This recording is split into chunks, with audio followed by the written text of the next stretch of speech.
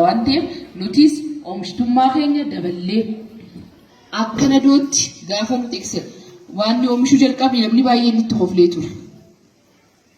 Oomishnee amma immoo karaa biyyaalee erguu wabii nyaataa bira dabarree geenyee jira. Kanaaf filannoo keenya haa eegnu, uummata keenya haa barsiisnu, guyyaa filannoo sana haa eeggannu.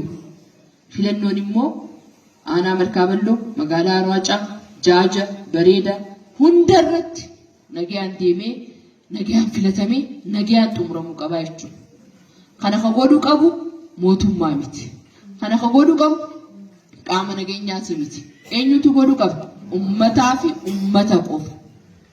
Kana beektanii bakka jirru hundatti sabaa sablammiin keessa jiru wabii ta'uu qaba. Oromoon amma taawwattee namni aanaa Malkaaballoo gammachuudhaan biittituun biyya nagaa jannata lafaati jee fudhatee jiraachuu qaba.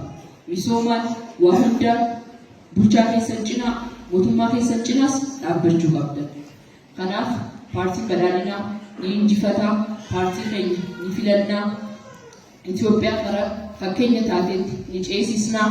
Galatoomaa ulfaadhaa.